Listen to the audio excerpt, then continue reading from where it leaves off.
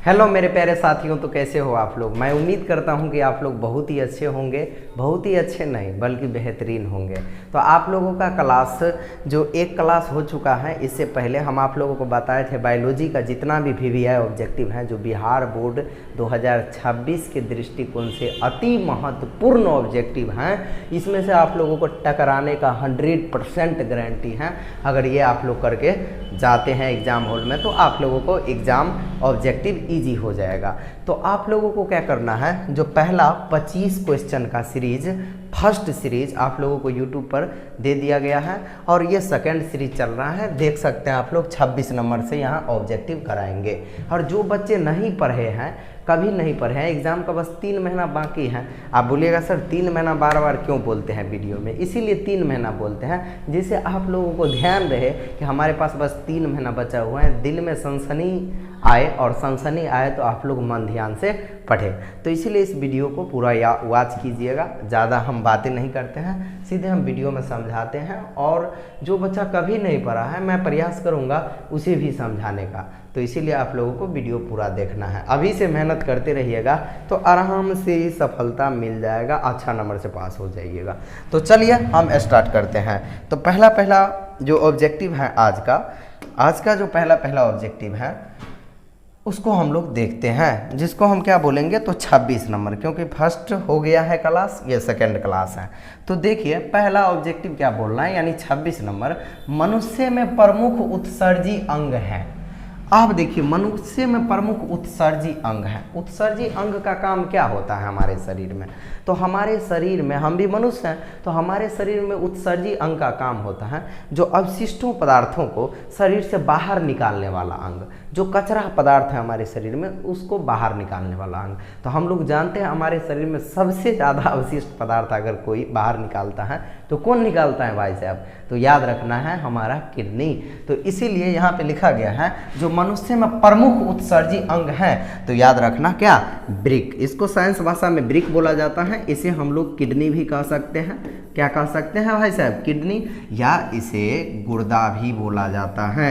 इस बात को आप लोग याद रखिएगा, अगर कोई भी ऑप्शन में रहे तो इसका आंसर हो सकता है। तो यहाँ बोला मनुष्य में प्रमुख उत्सर्जी अंग है, तो क्या हो जाएगा भाई साहब, तो हो जाएगा किडनी या गुर्दा या ब्रिक। चलिए अगला ऑब्जेक्टिव देखते हैं क्या बोल रहा है। तो देखिए उससे पहले हम थोड़ा ब्रिक के बारे में आप लोगों को समझा देते हैं।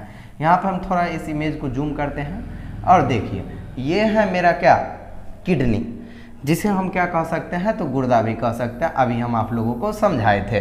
अब देखिए यहाँ पे ये जो देख रहे हैं, जो ये है क्या, ब्रिक, ये भी क्या है, ब्रिक है। अब देखिए इस ब्रिक को काट दिया गया है, बीच से मतलब फाड़ दिया गया है, चीर दिया गया है। तो इसमें देखिएगा जो इस प्रकार का कण दिखाई पड़ रहा है, इसी कण को हम लोग क्या नाम देते हैं, तो इसी कण को कहा जाता है नेफ्रॉन। क्या कहा जाता है, नेफ्रॉन, या नेफ्रॉन भी लिखा रहता है, नेफ्रॉन, नेफ्रॉन या नेफ्रॉन कहा जाता है।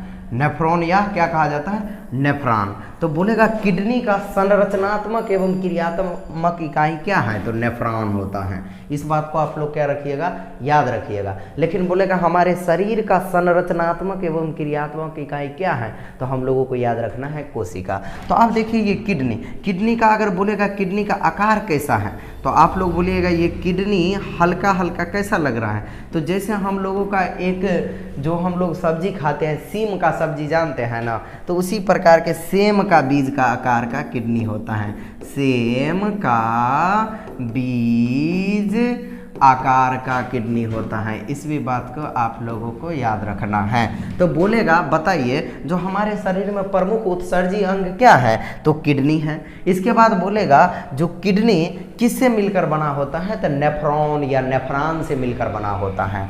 अब बोलेगा किडनी का संरचनात्मक एवं क्रियात्मक इकाई किसे कहा जाता है, तो यही नेफ्रॉन को कहा जाता है। एक किडनी में लगभग कितना नेफ्रॉन रहता है, तो 1 मिलियन नेफ्रॉन रहता है एक किडनी में। अब इस किडनी में भी 1 मिलियन नेफ्रॉन रहेगा। 1 मिलियन मतलब कितना हो गया, तो 10 लाख। तो बोलेगा एक किडनी में नेफ्रॉन की संख्या कितने होते हैं, तो 10 लाख। इस भी बात को याद रखना। अब बोलेगा किडनी का आकार कैसा होता है, तो याद रखना सेम का बीज का आकार का होता है। तो बस इतना बात याद रखना है। तो चलिए अब अगला ऑब्जेक्टिव देखते हैं। तो दूसरा ऑब्जेक्टिव क्या बोल रहे हैं भाई साहब, देखिए आप लोग, भाई साहब यहाँ पे बोल रहा है जो अमीबा, अमीबा अपना भोजन किसके द्वारा पकड़ता है। तो इस ऑब्जेक्टिव को बनाने से पहले थोड़ा हम अमीबा के बारे में समझ लेते हैं, उससे हमें ऑब्जेक्टिव बनाना क्या हो जाएगा, आसान हो जाएगा, हमें नहीं आप लोगों को। अब देखिए भाई साहब, ये हमारे पास जो है ये सुंदर सा एक क्या है, अमीबा है। क्या है, इसको हम नाम दे देते हैं क्या, अमीबा।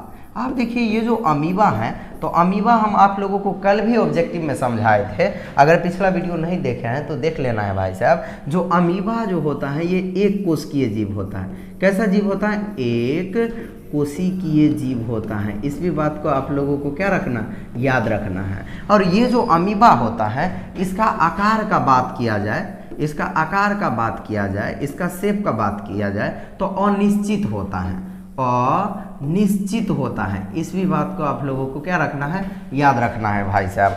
आप देखिए ये अमीबा है, इसका आकार कैसा होता है, अनिश्चित होता है। मतलब जैसे हम लोगों का आकार निश्चित है, जैसे मुंह यहाँ है तो हर पल मुंह यही रहता है, लेकिन अमीबा का ऐसा नहीं रहता है। कभी इधरे मुंह खुल जाएगा, कभी इधरे मुंह खुल जाएगा, कभी इधरे मुंह खुल जाएगा, जिसे अमीबा में बोला जाता है कूटपाद।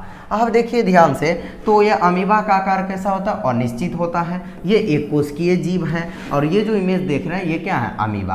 आप देखिए अमीबा को यहाँ पे मान लेते हैं ये क्या है, भोजन है। क्या है, ये है भोजन, अमीबा का ये है भोजन। अब देखिए अमीबा क्या हुआ, इधर भोजन देखा तो इधरे इसका ये जो मुंह बन गया, ये जो मुंह बन गया, इसे हम लोग बोलते हैं कूटपाद। क्या बोलते हैं भाई साहब, कूटपाद। तो बोलेगा, जो आप सवाल पूछेगा, जो अमीबा भोजन का अंतर्ग्रहण मतलब अपने अंदर में ग्रहण किसके द्वारा करता है, तो यही जो मुख बना लेता है, जहाँ भोजन देखेगा उधरे इस प्रकार का कूटपाद बन जाता है। तो इसीलिए बोला जाता है अमीबा जो अपने भोजन का अंतर्ग्रहण करता है वे कूटपादों के द्वारा करता है। और बोलेगा अमीबा का आकार कैसा होता है, तो अनिश्चित होता है। इस भी बात को याद रखिएगा। इसके बाद अमीबा एक कोशिकीय जीव है, मतलब इसका शरीर एक कोशिका से बना हुआ है। अब इसके बाद यही क्या है, अमीबा है। अब देखिए जैसे इधर अगर भोजन देख लिया तो अमीबा का कूटपाद इधरे बन जाएगा। अब अमीबा इस भोजन को धीरे धीरे करके और फिर इसका आकार बदलता रहता है, मतलब अनिश्चित रहता है और भोजन को अंदर ले लेता है। और अमीबा में ये जो बीच में देख रहे हैं, इसे अमीबा में केंद्रक कहा जाता है। जिस प्रकार से हम लोगों को कोशिका में भी केंद्रक पाया जाता है, उसी प्रकार से इसमें भी अमीबा में भी एक केंद्रक पाया जाता है। इस बात को आप लोगों को याद रखना है। तो बोलेगा अमीबा भोजन का अंतर्ग्रहण करता है किसके द्वारा, तो कूटपाद द्वारा। अब देखिए ऑब्जेक्टिव क्या पूछ रहा है उसको हम लोग देख लेते हैं भाई साहब। तो अब देखिए आप लोगों को ऑब्जेक्टिव आसान हो जाएगा बनाना। क्या बोल रहा है, सो देखिए यहाँ पे बोल रहा है जो अमीबा, अमीबा अपना भोजन किसके द्वारा पकड़ता है, पकड़ता है या लिख देगा अंतर्ग्रहण, तो बात क्या है, बराबर है। तो याद रखना है किसके द्वारा, तो कूटपादों के द्वारा। किसके द्वारा, तो कूटपादों के द्वारा। चलिए अब अगला ऑब्जेक्टिव देखते हैं। देखिए समझ के अगर पढ़िएगा तो फिर अच्छा रहेगा, समझ के नहीं पढ़िएगा रट लीजिएगा भाई, तो वहाँ पे जाके भूल जाइएगा, फिर बोलिएगा जो इसका आंसर ये होगा कि ये होगा, इसी में फंस जाते हैं भाई साहब। इसीलिए हम थोड़ा समझाएंगे, थोड़ा वीडियो लंबा होगा लेकिन इंतजार कीजिएगा तो अच्छा से समझ में आएगा। चलिए देखिए यहाँ पे लिखा हुआ है जो निम्नलिखित में से कौन मलेरिया परजीवी है। अब आप लोग मलेरिया जानते हैं, तो आप देखिए यहाँ लिखा हुआ निम्नलिखित में से कौन मलेरिया परजीवी है, तो आप लोगों को ये सीधे याद रखना है प्लाज्मोडियम। ये बहुत बार पूछा गया है, MVVI ऑब्जेक्टिव है क्लास 10th के दृष्टिकोण से, तो इस बात को आप लोगों को याद रखना है भाई साहब। बोलेगा निम्नलिखित में से कौन मलेरिया परजीवी है, तो याद रखना प्लाज्मोडियम। क्या याद रखिएगा, प्लाज्मोडियम। चलिए अब अगला ऑब्जेक्टिव देखते हैं क्या बोल रहा है, सो हम देख लेते हैं। तो देखिए आप लोग साथ साथ याद भी करते जाइएगा। यहाँ अब हम आप लोगों को लिख दिए हैं, थोड़ा सो देखने का प्रयास कीजिए। यहाँ पे लिख दिए हैं जो परजीवी होता क्या है आखिर। जैसे हम बोले जो मलेरिया परजीवी, तो परजीवी किसे कहेंगे, ये भी बात हमें समझना है। तो यहाँ लिखा हुआ है वे जीव होते हैं जो किसी दूसरे जीव, मतलब ऐसे जीव को हम परजीवी कहेंगे जो किसी दूसरे जीव पर, जैसे हम जीव हैं, हम दूसरे जीव पर, जिसे मेजबान कहते हैं, दूसरे जीव को मान लेते हैं मेजबान कहते हैं, के अंदर, उसके अंदर या उस पर रहते हैं और अपना भोजन और पोषक तत्व मेजबान से प्राप्त करते हैं, जिससे मेजबान को नुकसान पहुंचता है। मतलब सिंपल भाषा में समझिए, जैसे परजीवी उसे कहेंगे जो परजीवी अपने भोजन नहीं बनाएगा, दूसरे पर डिपेंड आश्रित रहेगा और उसी से भोजन खाएगा। तो मान लीजिए हमारे पर कोई आश्रित है, तो हम मान लीजिए इतना भोजन खाते हैं, मान लीजिए एक थाली भोजन खाते हैं और एक थाली में कोई और एक व्यक्ति आ जाएगा, बोलेगा हमें भी थोड़ा दे दीजिए, तो क्या होगा, हमारा जितना क्षमता था तो उतना हम नहीं खा पाए, क्या हो गए, वे भी ले लिया, तो हम धीरे धीरे क्या हो जाएंगे, कमजोर हो जाएंगे। तो यही बात बोल रहा है, जो जिससे मेजबान को क्या होता है, नुकसान पहुंच जाता है। तो परजीवी मतलब दूसरे पर डिपेंड होता है, इस बात को याद रखिएगा। तो आप लोगों को याद रखना है परजीवी कौन है, तो प्लाज्मोडियम है। अब लिखा हुआ है 29 नंबर सवाल, देखिए भाई साहब क्या बोल रहा है, यहाँ पे बोल रहा है कार्बोहाइड्रेट, प्रोटीन तथा वसा के पूर्ण पाचन, पूर्ण मतलब पूरा रूप से पच जाता है हमारे शरीर में कौन सा भाग में, कार्बोहाइड्रेट, प्रोटीन तथा वसा के पूर्ण पाचन का स्थल निम्नलिखित में कौन सा है। अब हमें उम्मीद है कि आप लोग जानते हैं कार्बोहाइड्रेट क्या होता है, प्रोटीन क्या होता है, वसा क्या होता है। आप लोग ये भी जानते हैं कार्बोहाइड्रेट को ऊर्जा देने वाला भोजन कहा जाता है। इसके बाद आप लोग ये भी जानते हैं ये जो प्रोटीन है, प्रोटीन को क्या कहा जाता है, तो हमारे शरीर को मसल्स को वृद्धि करता है, शरीर को मेंटेन रखने का कार्य करता है। इसके बाद वसा क्या करता है, तो फैट देता है। मोटापा किसके कारण होता है, वसा के कारण होता है। इसके बाद आप लोग जानते हैं ये जो वसा होता है, तो वसा से सबसे ज़्यादा मात्रा में ऊर्जा प्राप्त होता है। देखो ऊर्जा ये भी देता है, लेकिन वसा भी ऊर्जा देता है। जब इसका ऊर्जा खत्म होता है तो हमारे शरीर में कौन ऊर्जा देने लगता है, अगर कार्बोहाइड्रेट का ऊर्जा समाप्त हो गया तो हमारे शरीर में वसा ऊर्जा देने लगता है। ये सबसे अधिक मात्रा में ऊर्जा देता है। और इसके बाद कौन, अगर वसा भी ऊर्जा देना समाप्त कर दिया तो हमारे शरीर में प्रोटीन से ऊर्जा चलना, मतलब प्रोटीन ऊर्जा देना शुरुआत कर देता है। और जब प्रोटीन का ऊर्जा समाप्त हुआ भाई साहब, तो हम लोग क्या हो जाएंगे, मर जाएंगे, क्योंकि प्रोटीन के बाद हमारा शरीर ही गल जाएगा। अब इस बात को याद रखना है। तो यहाँ लिखा हुआ कार्बोहाइड्रेट, प्रोटीन तथा वसा के पूर्ण पाचन का स्थल निम्नलिखित में से कौन सा है। तो आप लोगों को याद रखना कौन सा हो जाएगा, तो ये जाके कहाँ पे पच जाता है, तो आप लोगों को याद रखना ये छोटी आंत, यानी छोटी आंत को क्या कहा जाता है, तो क्षुद्रांत्र, इसमें जाके पूर्ण रूप से पच जाता है। कार्बोहाइड्रेट, प्रोटीन, वसा सब यहाँ पे जाके पच जाता है।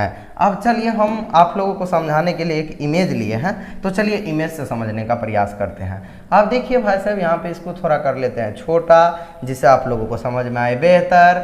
आप देखिए यहाँ पे लिखा हुआ है क्या, सब बात सो समझने का प्रयास करते हैं। तो देखिए यहाँ पे लिखा हुआ है, जो ये है हमारा, ये जो देख रहे हैं ये, इसे क्या कहते हैं, तो इसे हम कहते हैं जो ईसोफेगस यानी भोजन नली, इसे कहते हैं ग्रस नली या ग्रास नली जो बोलते हैं वही है। तो इससे क्या होता है, जो हमारा जो भोजन जैसे मुख से खाते हैं तो इसी के द्वारा हमारे शरीर के अंदर जाता है। अब ये वाला जो भाग देख रहे हैं भाई साहब, ये वाला भाग, इसे हम लोग क्या कहते हैं, तो इसे हम लोग कहते हैं स्टमक यानी आमाशय, यानी हमारा क्या है, तो पेट है। इसे हम क्या कहते हैं, स्टमक यानी क्या, आमाशय यानी पेट। इसके बाद पेट के नीचे में ये जो देख रहे हैं, ये वाला ये थोड़ा थोड़ा हरा कलर का, इसे हम लोग कहते हैं पेनक्रियाज यानी अग्नाशय। इसके बाद ये जो बहुत बड़ा ये जो देख रहे हैं भाई साहब, यही हमारे शरीर में क्या है, छोटी आंत है। आप लोगों को बताए थे आहार नाल का लंबाई लगभग 8 से 10 मीटर होता है, लेकिन इसमें से लगभग 6 मीटर क्या होता है, तो खाली छोटी आंत होता है। आप लोग देख सकते हैं कितना बड़ा छोटी आंत ऐसे ऐसे ऐसे ऐसे ऐसे ऐसे उधराया हुआ है, यही है छोटी आंत। यहीं पे जाके वसा पूर्ण रूप से क्या हो जाता है, पच जाता है। वसा भी, कार्बोहाइड्रेट भी और प्रोटीन भी। आप देखिए इसके नीचे में एक लटका हुआ ये जो भाग देख रहे हैं, ये इतना बड़ा भाग, ये है हमारे शरीर का अवशेषी अंग। मतलब ये हमारे शरीर से खत्म भी हो जाए, समाप्त हो जाए, निकाल भी दिया जाए, फिर भी हमारे शरीर में कोई प्रभाव नहीं पड़ेगा, इसीलिए इसे बोला जाता है अपेंडिक्स। क्या कहा जाता है, अपेंडिक्स कहा जाता है। और इसे हम लोग क्या बोलते हैं, लीवर। अब लीवर के बारे में हम उतना चर्चा नहीं करेंगे, नहीं तो ये वीडियो लंबा हो जाएगा। इसके बाद इसके नीचे में ये जो देख रहे हैं, ये इसके बीच में ये वाला भाग, इसको हम लोग बोलते हैं पित्ताशय। और ये जो देख रहे हैं इसे बोलते हैं क्या, तो बोलते हैं बड़ी आंत। इस बात को आप लोगों को याद रखना है। तो चलिए अब अगला ऑब्जेक्टिव देखते हैं, जो क्या बोल रहे हैं भाई साहब। तो देखिए अगला ऑब्जेक्टिव बोलना है 30 नंबर ऑब्जेक्टिव है, जो क्या बोल रहा है आप लोग देखिए। थोड़ा हम कर लेते हैं इसको जूम, क्योंकि देखने में अगर दिक्कत होगा तो इसीलिए। आप देखिए यहाँ पे ऑब्जेक्टिव क्या बोल रहा है, बोलना है खुला परिसंचरण तंत्र पाया जाता है। अब आप लोग जानते हैं परिसंचरण तंत्र का खोजकर्ता का नाम बोलेगा तो क्या नाम है, तो आप लोग बताइए, तो आप लोग बोलिएगा विलियम हार्वे। क्या नाम है? विलियम, अरे भाई गलती लिख रहे हैं, विलियम हार्वे। विलियम हार्वे ने क्या किया था? परिसंचरण तंत्र के खोजकर्ता कौन है? तो विलियम हार्वे हैं। आप बोलेगा ये परिसंचरण तंत्र, तो यहाँ पे क्या बोलना है? खुला परिसंचरण तंत्र पाया जाता है किस में? तो हम लोगों में बंद पाया जाता है, और एक जो होता है ये जो देख रहे हैं कॉकरोच, इसमें क्या होता है? खुला परिसंचरण तंत्र पाया जाता है, जिसे हम लोग कोष्ठक भी कहा जाता है, इसे कोष्ठक भी बोला जाता है। और भाई साहब, और इसे ही एक और बात बोला जाता है, अक्ष भी बोलता है। क्या बोलता है? अक्ष बोलता है। इस बात को आप लोग क्या रखिएगा? याद रखिएगा। तो यहाँ पे लिखा हुआ है जो खुला परिसंचरण तंत्र पाया जाता है, तो किस में पाया जाता है? कोकरोच में। हम लोग अपना भाषा में समझते हैं कोकरोच किसे कहेंगे? तिलचट्टा जानते हैं, जिसे बोलते हैं सनकिरबा, वही है कोकरोच। आप देखिए हम इमेज लिए हैं खुला परिसंचरण तंत्र का, तो आप लोग समझने का प्रयास कीजिएगा। यहाँ पे देख सकते हैं भाई साहब, यही है हमारे शरीर का कोकरोच। इसको कर लेते हैं थोड़ा छोटा समझाने के लिए। आप देखिए ये हमारे शरीर का क्या है, सॉरी ये तिलचट्टा है, और तिलचट्टा का देखिए कक्ष है। आप देखिए यही है कोकरोच। देखिए इसमें कितने कक्ष हैं, देखिए ये पहला कक्ष हो गया, ये हो गया दूसरा, तीसरा, चौथा, पाँचवा, छठा, सातवां, आठवां, नौवां, 10वां, 11, 12, 13, यानी बोलेगा जो बताइए कोकरोच में कक्ष की संख्या कितने होते हैं? तो 13। लेकिन ये कैसा होता है? तो खुला होता है। कैसा होता है? खुला परिसंचरण तंत्र होता है। अब यही जो ये तिलचट्टा है, इसमें एक बात अद्भुत है। बताइए क्या बात अद्भुत है? भाई साहब इसका अगर ये घेंट यहाँ से काट दिया जाए, जिसे बोलते हैं मुरी, इसको काट भी दिया जाए, फिर भी ये लगभग 1 सप्ताह तक जिंदा रह सकता है। ये बहुत प्यारा जानवर होता है, हमारे घरों में रहते हैं, ये जल्दी भागता नहीं भाई, इसको घर से प्यार हो जाता है। अब देखिए अगला हम देखते हैं ऑब्जेक्टिव। देखिए भाई साहब यहाँ पे ऑब्जेक्टिव लिखा हुआ है, अगला इसको करते हैं थोड़ा जूम। आप देखिए यहाँ पे ऑब्जेक्टिव क्या बोल रहा है, सो देख लेता है। हमारे शरीर में बोल रहा है, हमारे शरीर में कौन सा हार्मोन कार्बोहाइड्रेट, प्रोटीन तथा वसा के उपापचय का नियंत्रण करता है? तो आप लोगों को याद रखना, इसका राइट आंसर हो जाएगा थायरोक्सिन। अब थायरोक्सिन हार्मोन कहाँ से निकलता है? तो थायराइड ग्रंथि से निकलता है। पहले हम समझा देते हैं, फिर एक बार ऑब्जेक्टिव हम लोग देख लेंगे। तो देखिए यहाँ पे हम लिख दिए हैं, यहाँ पे क्या लिखा हुआ है? तो लिखा हुआ है थायरोक्सिन। अब थायरोक्सिन क्या होता है? देखिए थायरोक्सिन क्या है? हार्मोन है। बोलेगा थायरोक्सिन क्या है? तो ये एक हार्मोन है। ये मुख्य रूप से थायराइड ग्रंथि से निकलता है। तो बोलेगा थायराइड, ये भी क्वेश्चन बहुत बार बार आता है, जो थायराइड ग्रंथि से कौन सा हार्मोन निकलता है? तो आप लोगों को याद रखना भाई साहब, थायराइड ग्रंथि से थायरोक्सिन नामक हार्मोन निकलता है। अब बोलेगा थायरोक्सिन नामक हार्मोन कहाँ से निकलता है? तो थायराइड ग्रंथि से निकलता है, जो गर्दन में स्थित होती है। अब थायराइड ग्रंथि कहाँ होता है? तो हमारे गर्दन में स्थित होता है। हम फिगर लेते हैं और आप लोगों को बेहतर समझ में आएगा, तो आप लोग वीडियो को पूरा देखिएगा भाई साहब। अब देखिए यहाँ पे हम फिगर ले लिए हैं, तो देखिए भाई साहब ये है हमारा गर्दन, जिसे हम लोग बोलते हैं क्या? कंठ।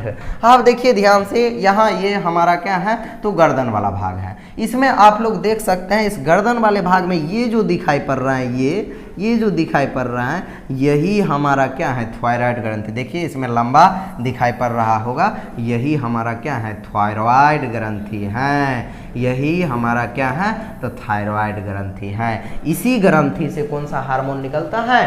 तो थायरोक्सिन नामक हार्मोन निकलता है। आप लोग पढ़े होंगे, जो नमक के कमी से, आयोडीन के कमी से कौन सा रोग होता है? तो घेघा रोग हो जाता है। तो यही क्या है? जो घेघा रोग किसके कारण होता है? तो यही थायराइड ग्रंथि के गड़बड़ होने से होता है।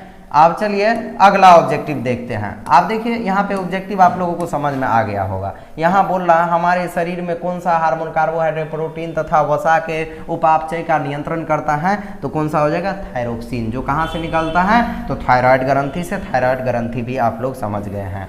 आप देखिए 32 नंबर ऑब्जेक्टिव है। देखिए भाई हमारा वीडियो थोड़ा लंबा होगा लेकिन हम पूरा समझाने का प्रयास करेंगे जिससे कोई भी बच्चा देखे तो उसे समझ में आ जाए। आप देखिए यहाँ पे बोलना है जो शोषण किस प्रकार की रासायनिक अभिक्रिया है। तो आप लोगों को सबसे पहले तो शोषण चैप्टर में शोषण पढ़ाया होगा जो क्या होता है। तो आप लोग शोषण किसे बोलते हैं, सांस लेने और छोड़ने की प्रक्रिया को शोषण कहते हैं। अरे नहीं रे भैया, उसको हम लोग ब्रीदिंग कहते हैं। तो शोषण किसे कहते हैं, हिंदी में बोलते हैं श्वासोच्छ्वास कहते हैं, सांस लेना और छोड़ना। तो शोषण कहते हैं, जैसे हम अपना भाषा में नॉर्मल में बताते हैं, जो भोजन का जलना और जल के क्या देना, ऊर्जा देना, यही क्या कहलाता है, शोषण। यानी कि शोषण से हमें क्या प्राप्त होता है, तो ऊर्जा प्राप्त होता है। इस बात को याद रखिएगा। तो शोषण किस प्रकार की रासायनिक अभिक्रिया है, तो आप लोगों को याद रखना ये है ऊष्माक्षेपी। ये कैसा रासायनिक अभिक्रिया है, तो ऊष्माक्षेपी रासायनिक अभिक्रिया है। चलिए अब अगला ऑब्जेक्टिव देखते हैं। तो अगला ऑब्जेक्टिव क्या बोल रहा है,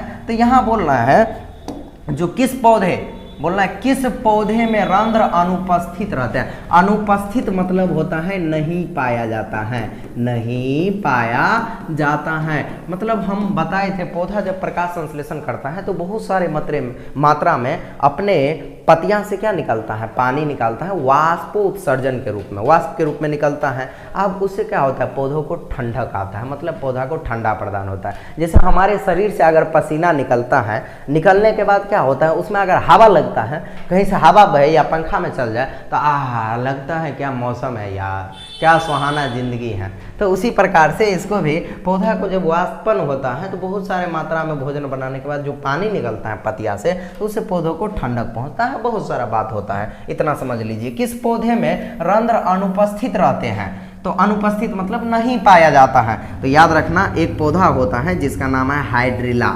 क्या नाम है, हाइड्रिला। इसमें रंध्र क्या होता है, नहीं पाया जाता है। रंध्र मतलब छिद्र नहीं पाया जाता है। अब देखिए हाइड्रिला पौधा किस प्रकार का होता है, सो आप लोग देख सकते हैं। यही एकदम क्यूट, एकदम सुंदर सा, ये जो देख रहे हैं यही है क्या, कौन सा पौधा, तो हाइड्रिला पौधा। ये जो देख रहे हैं ये हाइड्रिला पौधा है, इसमें किसी भी प्रकार का रंध्र नहीं पाया जाता है। तो चलिए अगला ऑब्जेक्टिव देखते हैं जो क्या बोल रहे हैं भाई साहब। देखिए भाई साहब, आप लोगों को एनर्जी बना के देखना है, एनर्जी को डाउन नहीं करना है, वीडियो को स्किप नहीं करना है। हम बेहतर समझाने का प्रयास करेंगे, लेकिन आप लोगों का प्यार और सपोर्ट बना रहे तब। अब देखिए अगला क्या ऑब्जेक्टिव बोल रहा है, जो रक्त में ऑक्सीजन का वाहक होता है। वाहक का मतलब होता है जो ऑक्सीजन को हमारे पूरा बॉडी फंक्शन तक पहुंचाने का काम कौन करता है। तो हम लोग जानते हैं हमारे रक्त किसके कारण लाल दिखाई पड़ता है, तो हीमोग्लोबिन के कारण। आप बोलेगा ये जो हीमोग्लोबिन के कारण रक्त लाल दिखाई पड़ता है, तो इसमें क्या होता है, हम शुद्ध रक्त किसे बोलेंगे, जिसमें ऑक्सीजन का मात्रा प्रचुर मात्रा में हो, बहुतायत मात्रा में हो। जिसमें ऑक्सीजन का मात्रा कम हो जाएगा तो अशुद्ध रक्त कहलाएगा। आप देखिए यहाँ लिखा हुआ है रक्त में ऑक्सीजन का वाहक होता है। वाहक मतलब हमारे शरीर में ऑक्सीजन पहुंचाने का काम कौन करता है, तो यहाँ पे लिखा हुआ है क्या, तो कौन सा हो जाएगा, हीमोग्लोबिन। ये बात को आप लोग याद रखिएगा। अब अगला ऑब्जेक्टिव देखते हैं। देखिए भाई अगला ऑब्जेक्टिव क्या बोल रहा है, 35 नंबर ऑब्जेक्टिव है। यहाँ पे बोल रहा है जो जीवन की एक महत्वपूर्ण विशेषता क्या है। हम क्या है, मनुष्य।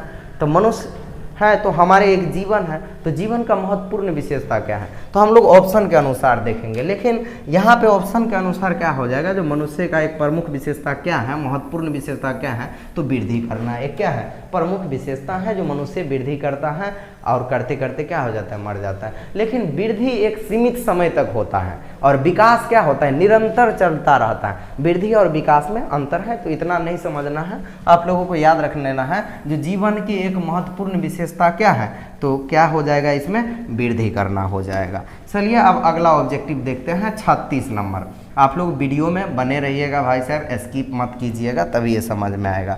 अब देखिए आप लोगों को पहले ही बता दिया है जो गुर्दे का मतलब क्या होता है, तो इसका मतलब होता है किडनी। अब यहाँ पे बोल रहे हैं मानव गुर्दे यानी मानव किडनी या मानव वृक्क भी बोल सकते हैं। मानव वृक्क का आकार होता है, अभी बताए मानव वृक्क का आकार कैसा होता है, तो सेम के बीज का आकार का होता है। कैसा होता है मेरे प्यारे भाई एवं बहनों, तो सेम के बीज के आकार का होता है। तो चलिए अगला ऑब्जेक्टिव देखते हैं।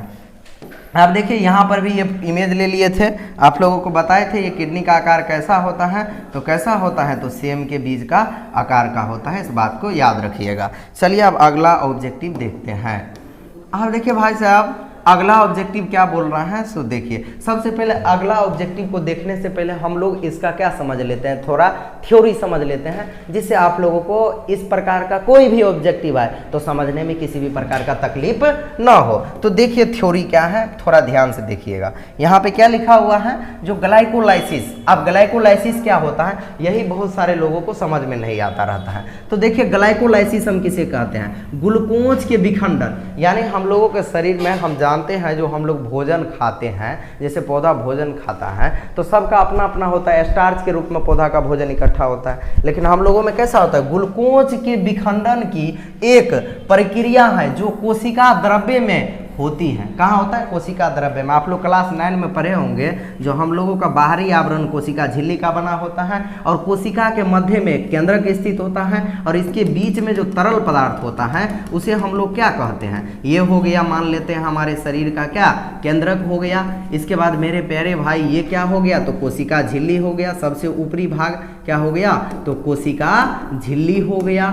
इसके बाद यहाँ पे हम लोग जो देख रहे हैं ये तरल पदार्थ जो भरा होता है इसे हम लोग क्या कहते हैं, तो हम लोग कहते हैं इसको क्या कहते हैं भाई, तो कोशिका द्रव्य कहते हैं। तो यहाँ लिखा हुआ ग्लाइकोलाइसिस क्या होता है, तो बोलना ग्लूकोज के विखंडन की प्रक्रिया है जो कोशिका द्रव्य में होती है और यह ऊर्जा एटीपी उत्पन्न करने के लिए ग्लूकोज को पाइरूवेट या लैक्टेट में बदलती है। आप देखिए एटीपी भी हम बता दिए हैं, एटीपी का फुल फॉर्म क्या होता है, एडिनोसिन ट्राई फॉस्फेट इसका पूरा नाम होता है। और एटीपी में बोलेगा फॉस्फेट की संख्या कितनी होती है, तो एटीपी में फॉस्फेट की संख्या 3 होती है, इस बात को याद रखिएगा। तो आप ग्लूकोज का सूत्र क्या होता है ये भी पूछ देता है, तो C6 कार्बन का संख्या 6, हाइड्रोजन का संख्या 12, ऑक्सीजन का संख्या कितना होता है 6, इससे मिलकर क्या बनता है, ग्लूकोज बनता है। तो बोलेगा ग्लाइकोलाइसिस प्रक्रिया तो ग्लूकोज के विखंडन यानी टूटना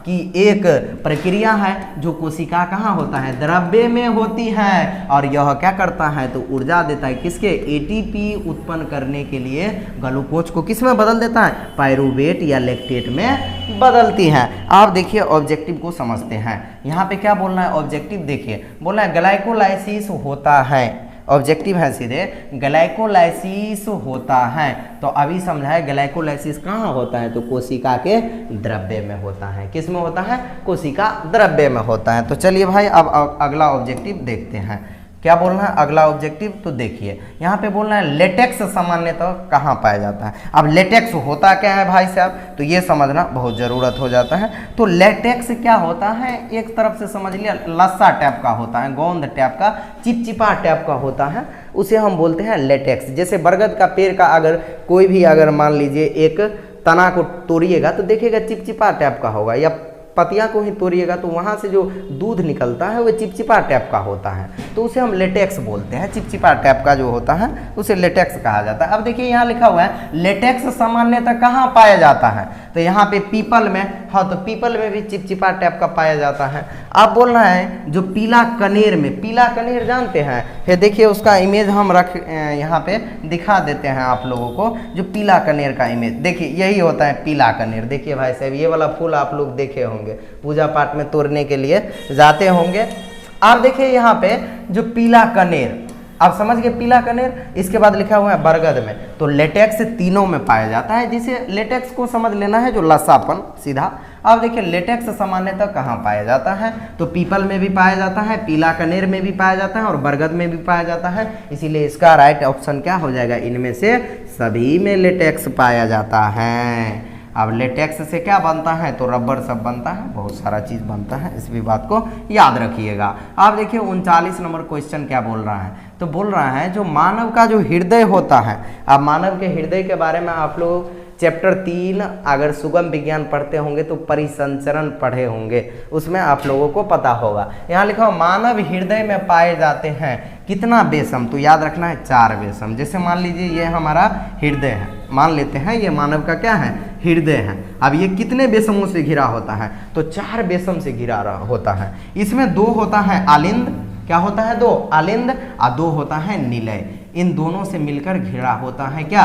मानव का हृदय। इस बात को याद रखिएगा। तो इधर अगर जाइएगा तो इधर क्या हो जाएगा? तो इसे बोलेंगे राइट आलिंद, इसे बोलेंगे राइट निलय। अब इसे बोलेंगे लेफ्ट आलिंद, इसे बोलेंगे लेफ्ट निलय। इस बात को आप लोगों को नहीं सॉरी, यहाँ पे थोड़ा मिस्टेक हो गया। यहाँ होगा क्या?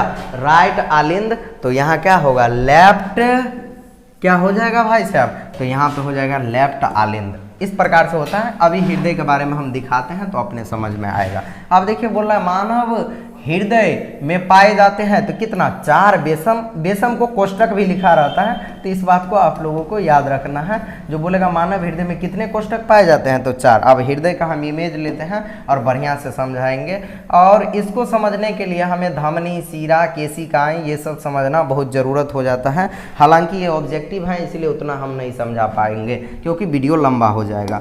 अब देखिए यहाँ पे हम हृदय लिए हैं। अब इस हृदय में देख सकते हैं, हमारे हृदय में यहाँ पे देखिए दायां आलिंद, इसके बाद बाम आलिंद यानी बायां आलिंद। यानी जैसे मान लीजिए ये हृदय है, इसमें अगर हम 4 कोष्टक पाड़ दिए तो ऊपरी भाग में क्या होता है? राइट आलिंद, और राइट क्या होता है? तो यहाँ पे लेफ्ट आलिंद होता है। फिर इसके बाद इधर जाएंगे तो यहाँ हो जाएगा राइट निलय, और क्या हो जाएगा? तो लेफ्ट निलय हो जाएगा। मतलब कि मानव हृदय में कोष्टक या बेसम की संख्या 4 होते हैं, 2 होता है आलिंद और 2 होता है निलय। इस बात को आप लोगों को याद रखना है। तो आप लोग देख सकते हैं ये मानव का हृदय है, यहाँ पे 4 कोष्टक बना हुआ है। और देखिए ऊपर में दायां आलिंद, बायां आलिंद, इसके बाद जो नीचे में क्या लिखा हुआ है? तो इधर हो जाएगा दायां निलय और इधर हो जाएगा बायां निलय। तो इस बात को याद रखना है। हालांकि हृदय के बारे में पढ़ना है तो बहुत डिटेल से अगर आप लोग बोलिएगा तो हम पढ़ा देंगे, लेकिन इतना ही समझ लेना है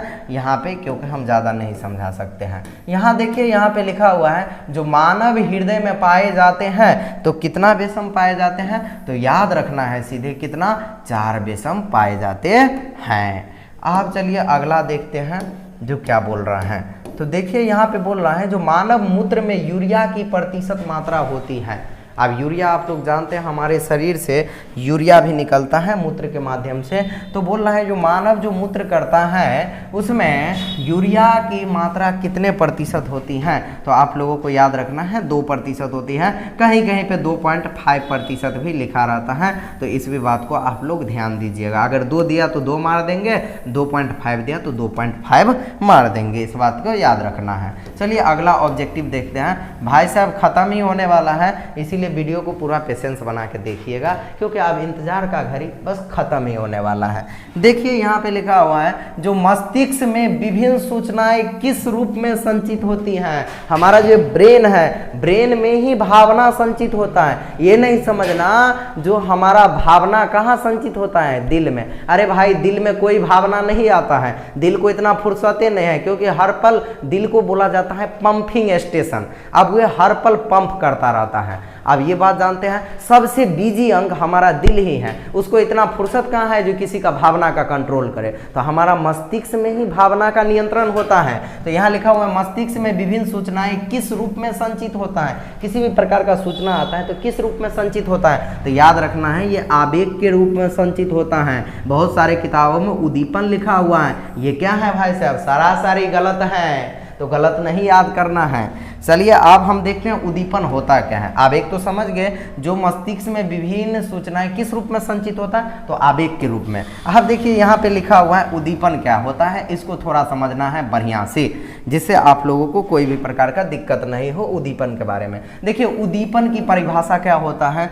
जो किसी जीव या व्यक्ति की इंद्रियों, आप जानते हैं हम लोगों का इंद्रियां कितने होते हैं? तो 5 होते हैं। आप लोगों का पता होगा इंद्रियां कितने होते हैं? तो 5 होते हैं। कौन कौन सा होता है? तो हमारा ये स्किन होता है, हमारा ये क्या होता है?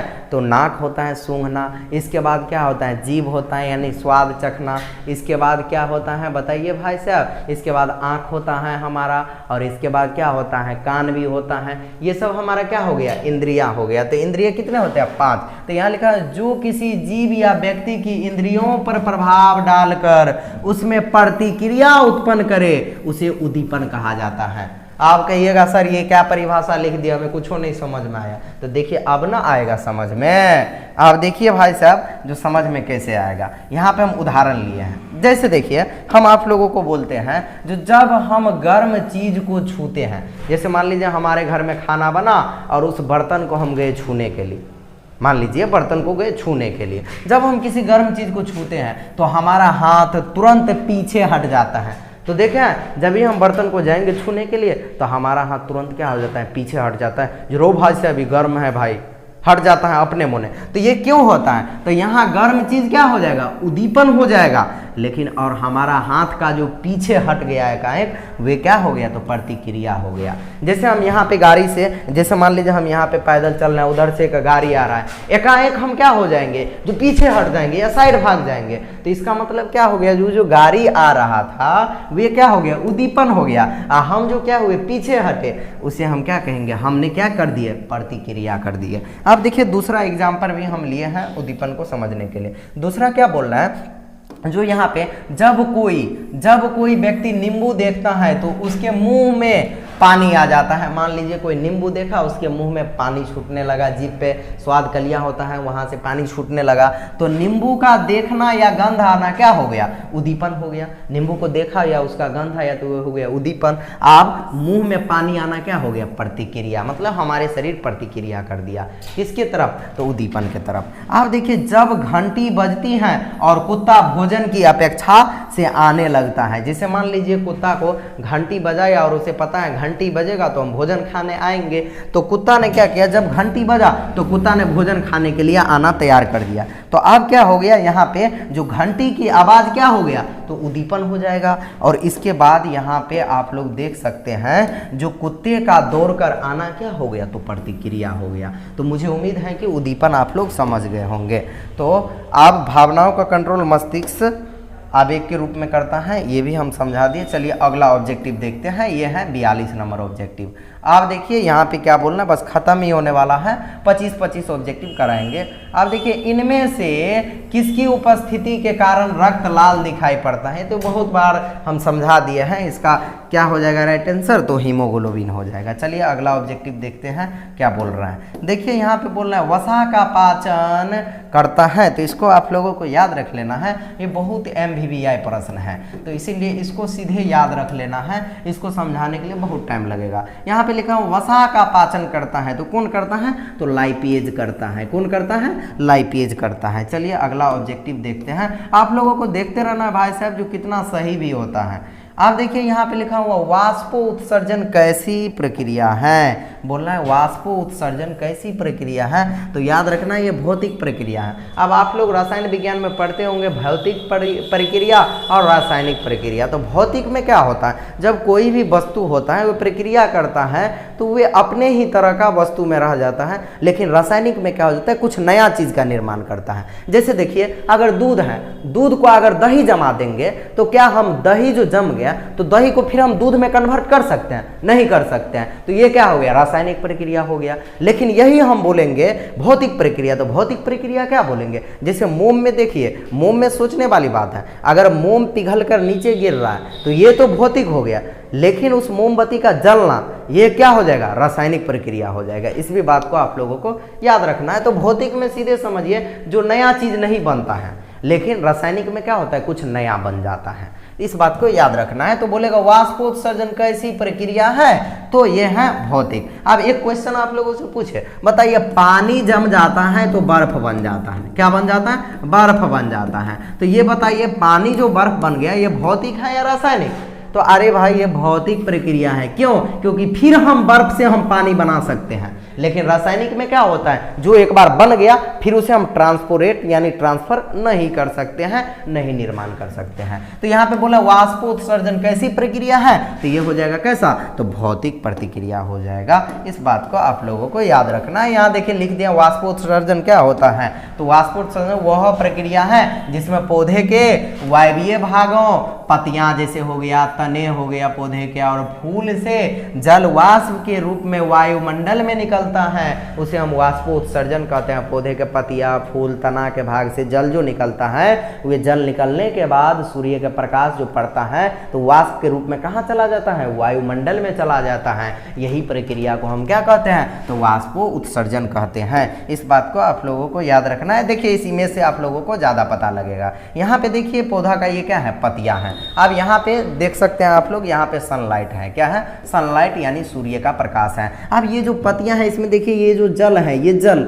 ये देखिए ये सूर्य का प्रकाश पड़ रहा है, इससे ये वाष्प के रूप में ऊपर जा रहा है, वाष्प के रूप में ऊपर जा रहा है। तो इसी प्रक्रिया को हम क्या कहते हैं, तो क्या कहते हैं, वाष्पोत्सर्जन। चलिए अब अगला ऑब्जेक्टिव देखते हैं तो क्या बोल रहा है। देखिए भाई साहब यहाँ पे बोल रहा है जो पौधे में प्रकाश संश्लेषण का स्थान है। अब प्रकाश संश्लेषण आप लोग जानते हैं पौधा में, कल भी वीडियो में हम डिटेल से बताए थे। तो चलिए यहाँ पे देखिए लिखा हुआ पौधे में प्रकाश संश्लेषण का स्थान है, तो यहाँ पे क्या हो जाएगा, क्लोरोप्लास्ट इसका राइट आंसर हो जाएगा। क्लोरोप्लास्ट में ही एक हरा रंग का वर्णक पाया जाता है जिसको हम लोग बोलते हैं क्लोरोफिल। क्या बोलते हैं, क्लोरोफिल। और क्लोरोफिल के कारण ही पौधों का पतिया कैसा दिखाई पड़ता रहता है, तो हरा। तो बोलिएगा सर जिसका पतिया लाल होगा उसमें क्लोरोफिल नहीं पाया जाएगा, तो पाया जाएगा भाई साहब। अब देखिए यहाँ पे क्लोरोफिल के कारण ही पतिया कैसा दिखाई पड़ता है, तो हरा। तो क्लोरोफिल कहाँ पाया जाता है, तो क्लोरोप्लास्ट में पाया जाता है। तो यहाँ पे क्लोरोफिल नहीं दिया हुआ था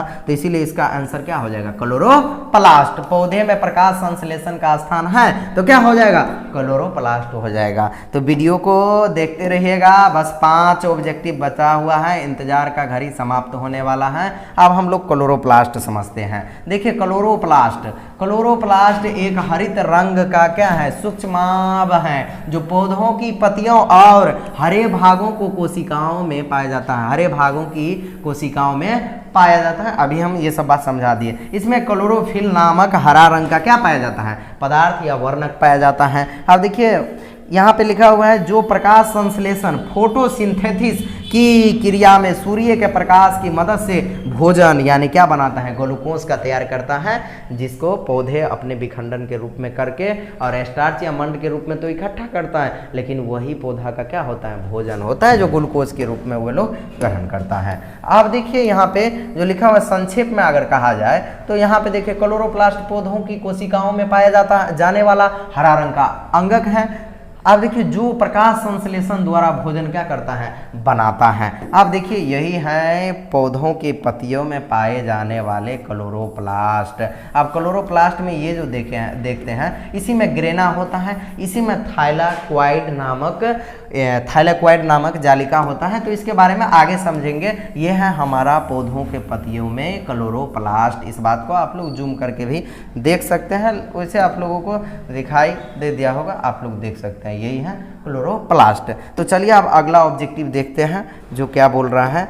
बस हो गया, समाप्त ही होने वाला है। वीडियो थोड़ा लंबा हो जाता है तो पेशेंस बना के देखिएगा। तो अब 46 नंबर ऑब्जेक्टिव देखिए क्या बोल रहा है।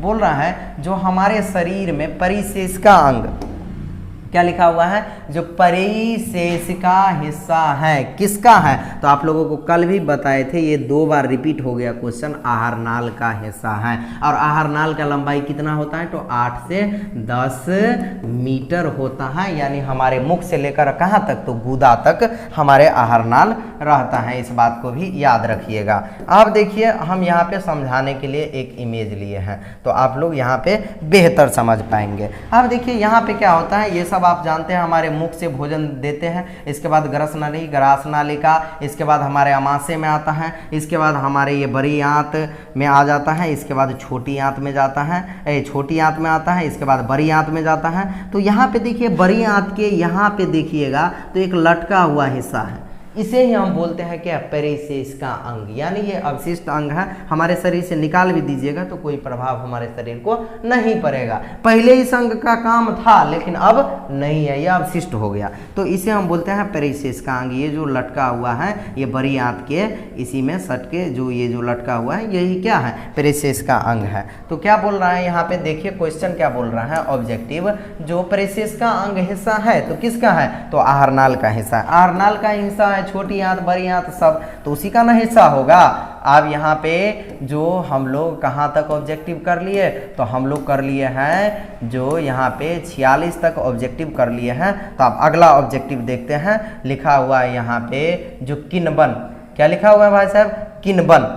अब यहाँ पे लिखा हुआ है जो किन्वन। अब देखिए यहाँ से वीडियो हो जाएगा लंबा, तो इसीलिए हम यहीं तक ऑब्जेक्टिव को समाप्त करते हैं। कल से आएंगे तो हम आप लोगों को 47 नंबर से ऑब्जेक्टिव करवाएंगे, इस बात को आप लोग याद रखिएगा। तो चलिए यहीं तक रहने देते हैं। अगर वीडियो पसंद आता है तो मेरे वीडियो को शेयर कीजिएगा और लाइक कीजिएगा और कमेंट भी कीजिएगा, जिससे हमें भी मोटिवेशन मिले और अच्छा से अच्छा बेहतर से बेहतर पढ़ाने का प्रयास करें। तो चलिए नमस्कार, यहीं से हम करते हैं वीडियो का समाप्ति।